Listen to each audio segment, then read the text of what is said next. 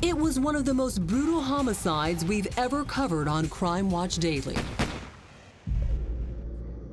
Where's your emergency? It's at Superbike Motorsports. Okay, and what's the problem? Apparently, everybody's been shot up here.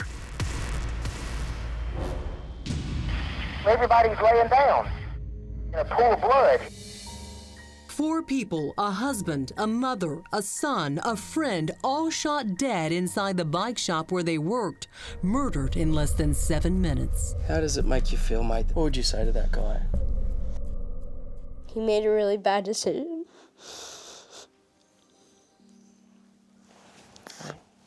He made a bad decision. He took away someone very, very special, right? Yeah.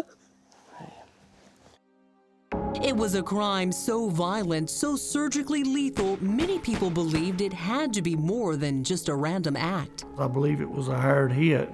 Sketches were released, leads chased down, but for 13 long years, the case went unsolved. Then the surprise arrest of Todd Kohlhepp, and with it, a stunning confession. We found out today, not a week ago, not a month ago, we found out today what I'm about to tell you. Back in 2003, on Paris Ridge Road, there were 4 members of the Spartanburg County Society brutally murdered. It's called the Super Motorbike case. I'm happy to report to you because my God answers prayers. We signed 4 warrants on Todd Kohlhepp today with a confession that he did this crime. The shocking announcement came November 6th, 13 years to the day after the actual murders, a day Spartanburg County Sheriff Chuck Wright had been waiting for since the day he took office. You were able to get him to confess.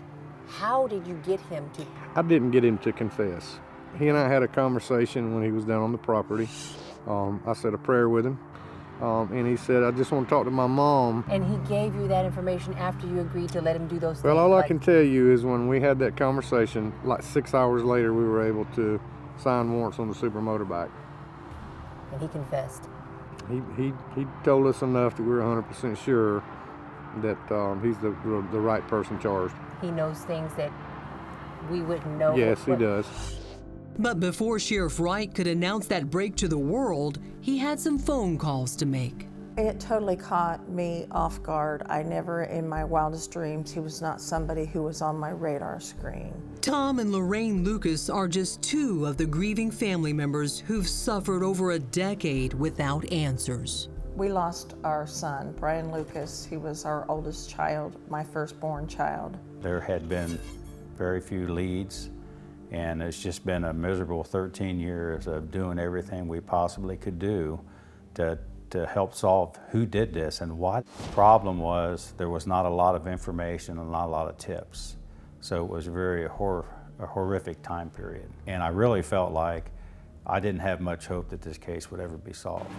It was a sentiment shared by Terry Guy, whose wife Beverly and stepson Scott Ponder were also murdered that tragic day. I've even had people tell me, you know, my stepson was dealing drugs in the shop. And I had to listen to this for 13 years. You know, he had something to do with it. You know, that's the reason they could have got killed. But perhaps no one was more affected by all that wild speculation than Scott Ponder's own wife, who was not only pregnant with their first child at the time, but because of a DNA mix-up at the crime lab, was actually looked at as a suspect for over a year.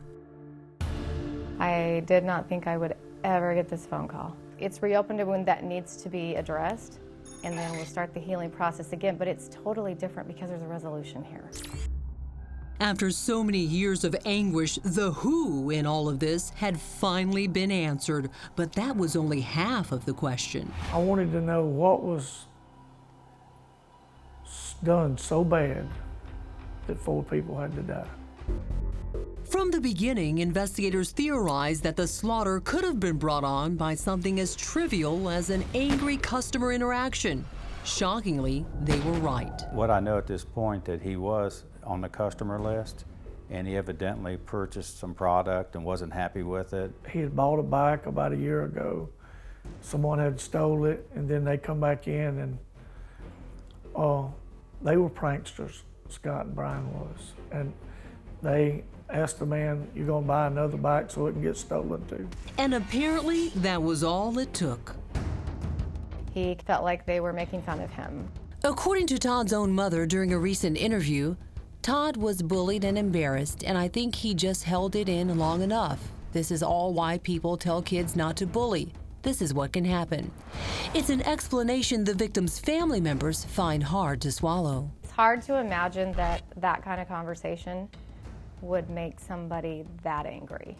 That's disturbing to me. Todd Kohlhepp has now been charged with 4 counts of murder for the Superbike motorsports massacre. But during our original investigation, we also looked into the possibility that whoever was responsible for those murders might also be the perpetrator of another unsolved mass homicide. What happened to whom in 2003? Who did you lose and how? I lost my mother in the Blue Ridge Savings Bank murder. She was killed along with 2 customers, Eb and Maggie Barnes.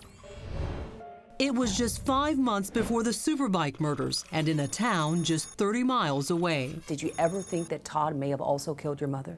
I believe personally that once I found out that he committed or confessed to the Superbike shop murders, I believe it could be possible.